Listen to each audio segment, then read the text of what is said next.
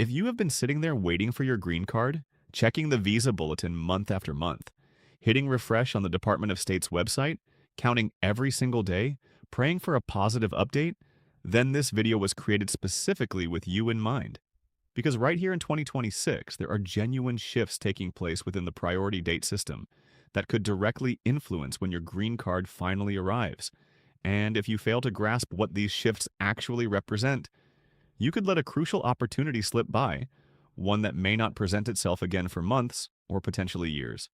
So stick around, because by the time this video wraps up, you will understand precisely what is unfolding in the Visa Bulletin during this fiscal year, what it signifies for your particular category, and the actionable measures you can take immediately to ensure you do not get left behind.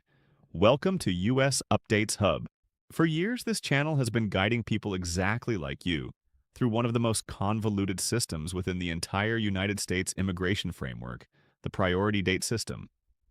This is not merely about figures posted on a government webpage. This concerns your family, your future, and your position in the queue. So let us unpack everything together in a calm, clear manner with as much hands-on guidance as possible. First, let us ensure everybody understands what a priority date truly is. When you or your employer submits an immigrant visa petition to USCIS, that is United States Citizenship and Immigration Services, you are assigned a priority date. Consider it your timestamp, your reservation in the queue. It is typically the date when the petition was correctly submitted, or in employment-based situations where a labor certification is necessary. It is the date that the Department of Labor received the labor certification application for processing. This date is fixed. It remains with you, and your responsibility from that moment onward is to wait until the cutoff date in the monthly Visa Bulletin advances to your priority date. When that occurs, your priority date is considered to be current, and that is when you can proceed with the concluding stage of your green card process. Now, here's where things become critical, because the Visa Bulletin is not simply one number per category. There are actually two charts that are relevant. The first is known as the Final Action Dates chart, occasionally referred to as Chart A. This is the date your priority date must precede in order for a visa to actually be granted to you, or for your adjustment of status application to be approved. The second chart is called the Dates for Filing, occasionally known as Chart B. This is an earlier date that, when authorized by USCIS, permits you to submit your I-85 adjustment of status application, even before a visa number is technically available for final approval. The difference between these two charts is tremendously significant, and the situation in 2026 is making it even more critical. Every month, USCIS declares which chart applicants may use, and that declaration can transform the entire landscape for tens of thousands of people virtually overnight. So what is actually taking place right now as of April 2026? Let us go through it category by category, because the picture is truly mixed. There is both encouraging news and some caution signals worth understanding. Let us begin with the employment-based categories, because there has been a substantial shift that caught many applicants off guard. Throughout much of the early months of fiscal year 2026, USCIS had been authorizing the more favorable dates for filing chart for employment-based categories. That permitted a broad window for applicants to submit their I-485 applications, even if their priority dates had not yet become current on the final action chart. April 2026 was a groundbreaking month for this reason. EB2 worldwide reached current status, meaning applicants in most countries outside of India and China could file without limitation. EB3 experienced meaningful forward progress as well. It was by many assessments an uncommonly generous month in the Visa Bulletin. But with the publication of the May 2026 Visa Bulletin on April 2, 2026, the Department of State announced a critical shift. As of May, all employment-based applicants must now utilize the more restrictive Final Action Dates chart, Chart A, instead of the Dates for Filing chart. USCIS confirmed this on its official adjustment of status filing charts page. What this means in simple terms is that the broad filing window that existed in April has effectively shut for employment-based applicants. If you were getting ready to file based on the more generous dates for filing chart, and you have not yet submitted your I-485, You need to speak with a qualified immigration attorney right away because the window is no longer available in the same manner. Now, why does this occur? Here is the reasoning behind the scenes, and it is essential to understand this so you are not taken by surprise in the future. When dates advance considerably in the Visa Bulletin as they did in April, it produces a wave of new applications to USCIS. The Department of State needs to monitor how many I-485 filings actually enter the system before they determine whether to keep advancing, hold steady, or in some instances retrogress the dates. May is what analysts frequently call an observation period. The system essentially halts after a significant move to assess demand. This is not an indication of failure or reversal. It is a built-in characteristic of how the numerical control process functions under the Immigration and Nationality Act. For applicants from India and China in the employment-based categories, the outlook continues to be challenging, as it has been for many years. EB2 India, after progressing by roughly 10 months in April to reach July 15, 2014, has remained at that date in May without further movement. EB3 India likewise stays frozen at November 15, 2013. EB2 China and EB3 China are stalled at September 1, 2021 and June 15, 2021, respectively. These backlogs exist because of a statutory per-country ceiling set at 7% of the total annual employment-based visa numbers. A ceiling embedded in Section 202 of the Immigration and Nationality Act. With India and China representing such a disproportionately large share of petitions, the per-country cap generates waiting periods that can extend for well over a decade. It is one of the most widely discussed structural problems in the legal immigration system, and it remains unaltered by law as of this recording. There is also a specific cautionary note in the May 2026 bulletin that EB5 unreserved India may encounter retrogression or be rendered unavailable later in fiscal year 2026. The Department of State specifically referenced sufficient demand and increased number usage. If you hold an EB5 unreserved India case with a priority date near the current cutoff, the recommendation from immigration analysts is unambiguous. Contact your attorney and consider filing without hesitation. Now let us discuss family-sponsored categories because this is where the most encouraging movement in May 2026 is focused. Family-based applicants continue to benefit from USCIS's authorization of the dates for filing chart, meaning they can still utilize the more favorable Chart B for submitting I-485 applications in May 2026. This is noteworthy and represents a genuine opportunity for eligible applicants. The highlight this month is in the F2A category, that is spouses and unmarried children under 21 of lawful permanent residents. This category leaped approximately 6 full months across every country in the world. The F2A final action date has advanced substantially, and on the dates for filing chart, F2A remains current for all countries. If you are a green card holder with a pending family petition for your spouse or young children, this deserves your immediate attention. Review USCIS's official adjustment of status filing charts page and the Department of State's Visa Bulletin to determine if your situation has changed. F1, which covers unmarried sons and daughters aged 21 and older of U.S. citizens, also experienced solid forward movement in May between 4 and 6 months for most countries. F3, which covers married sons and daughters of U.S. citizens, and F4, which covers brothers and sisters of U.S. citizens, also registered gains this month, with the Philippines category for both showing particularly remarkable advances. No family-sponsored category retrogressed in May 2026. That is truly positive news and reflects what analysts characterize as excess capacity in the family allocation for this fiscal year. So, what does all of this translate to in practical terms? What should you actually do with this information? The first thing, and I cannot emphasize this forcefully enough, is to know your priority date. Retrieve your approval notice for your I-130 or your I-140, whichever pertains to you, and verify the date on that document. If you are uncertain where to locate it, consult with the attorney or accredited representative who assisted you in filing, or log into your USCIS online account, where petitions are frequently tracked. Your priority date is the cornerstone of everything. The second step is to visit the Department of State's official Visa Bulletin, available at travel.state.gov. Search for your category and your country of birth. Not your country of citizenship, but your country of birth. Locate the relevant cutoff date.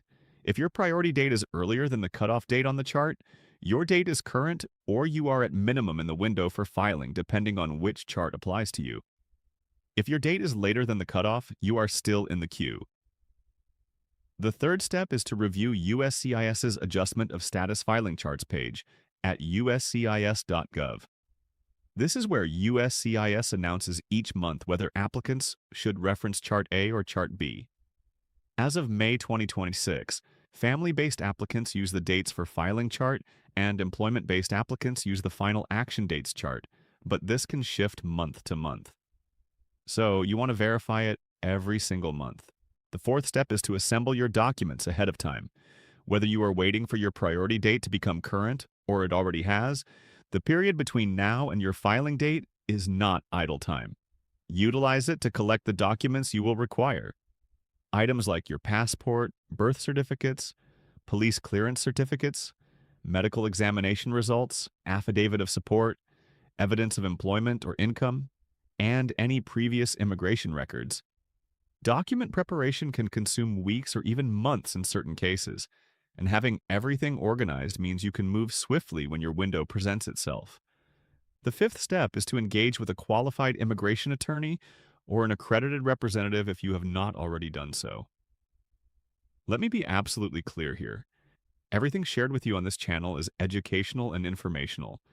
Immigration law is deeply individual.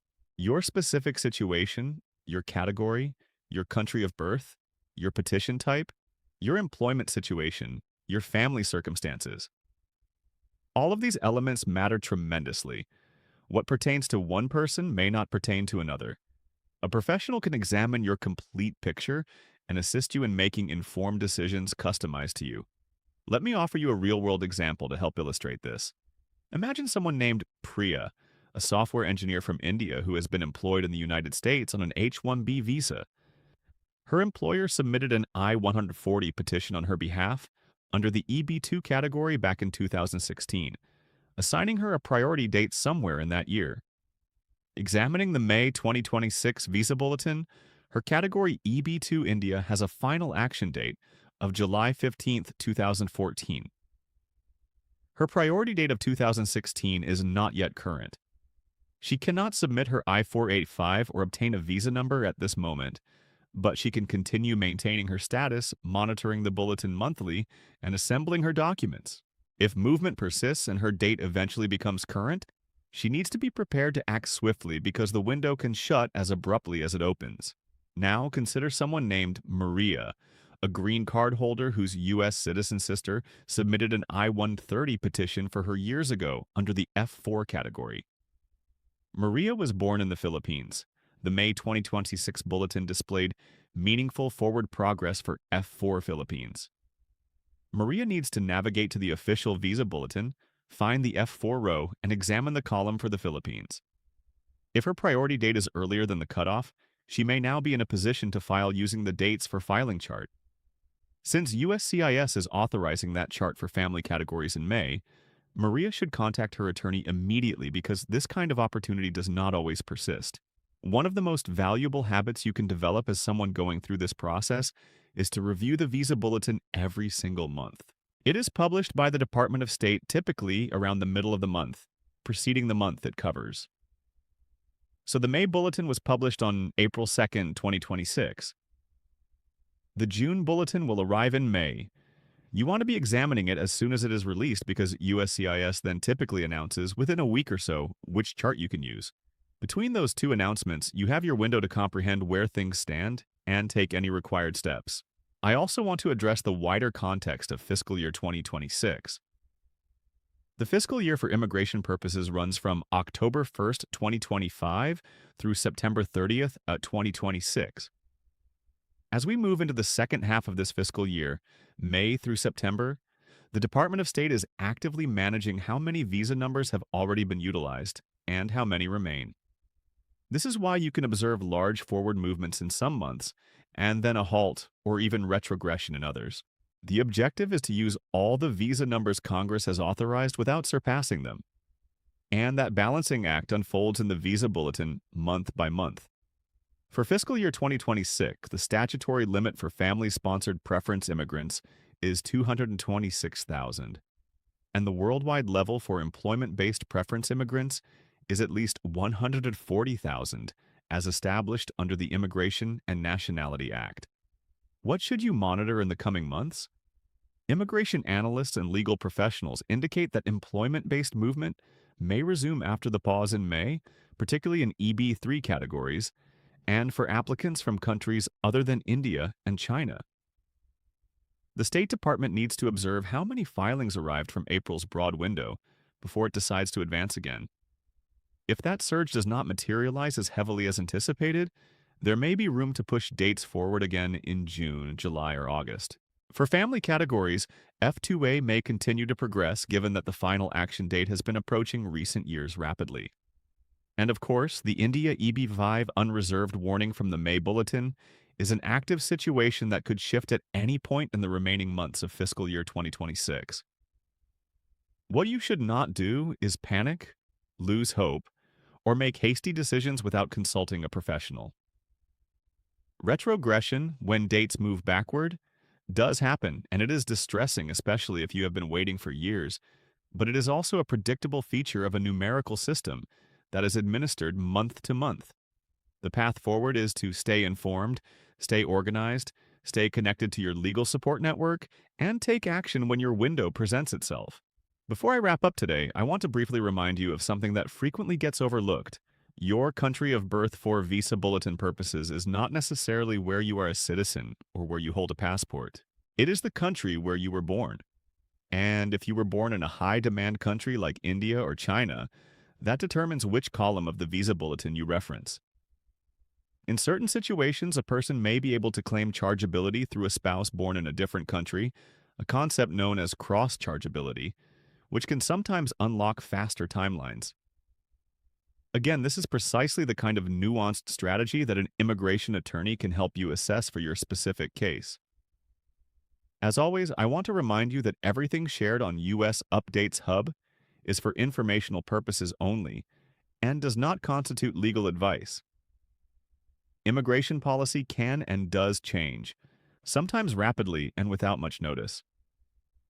The information in this video reflects the Visa Bulletin and USCIS guidance as of April 15, 2026. Please verify all details through official sources.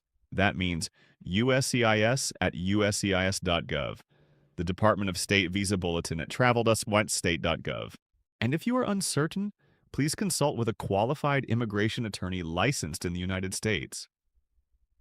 If this video has helped you better understand where things stand with priority dates in the Visa Bulletin in 2026, I would greatly appreciate it if you would take a moment to press that like button.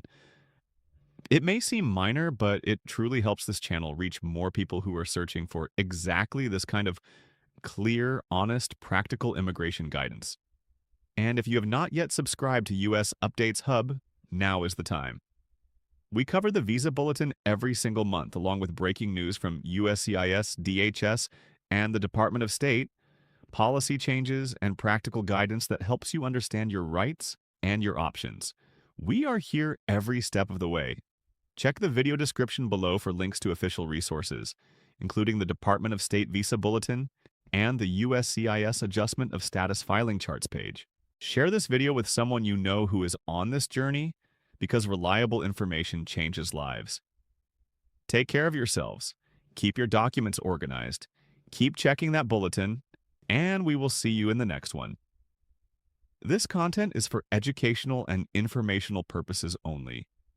It does not constitute legal advice. Immigration laws and policies are complex and subject to rapid change. Individual situations vary significantly. Always verify information with official government sources such as USCIS at uscis.gov and the Department of State at travel.state.gov. Consult with a qualified immigration attorney regarding your specific circumstances before making any decisions.